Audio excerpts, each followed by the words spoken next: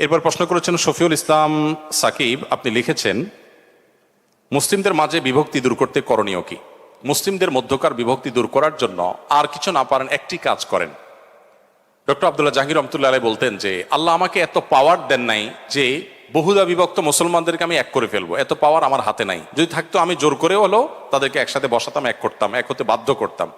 যেহেতু পাওয়ার নাই, আমি একটা কাজ করতে পারি, সেটা হলো বহুদা বিভক্ত মুসলমানদের মধ্যে নতুন কোনো বিভক্তি যেন না হয়, আমি সেজন্য চেষ্টা করি।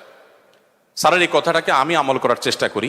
পারতপক্ষে সজ্ঞানে কারোর নাম ধরে খোঁচাখুচি করা, কারোর বিরুদ্ধে বিষোদ্গার করা, পাবলিকলি কিংবা ঘরোয়া মজলিসে, এই জিনিসগুলো যেন আমার দ্বারা না হয়, আমি সে ব্যাপারে খুব বেশি সচেষ্ট থাকি। আমি আপনাদেরকে উদাত্ত আহ্বান রাখতে চাই, বিশেষ করে আপনারা যারা সাধারণ শিক্ষিত ভাইয়েরা বোনেরা আছেন, আল্লাহর ওয়াস্তে ইসলামের কোনো একটা সেক্টর বা কোনো একটা গ্রুপ আপনি পছন্দ করেন, কোনো আলিমকে আপনি পছন্দ করেন, কোনো স্কলারকে আপনি পছন্দ করেন, তার অনুসারী হয়ে পাল্টা আরেকজন হুজুর, আরেকজন আলেমের গোষ্ঠী উদ্ধার করার জন্য নামবেন না।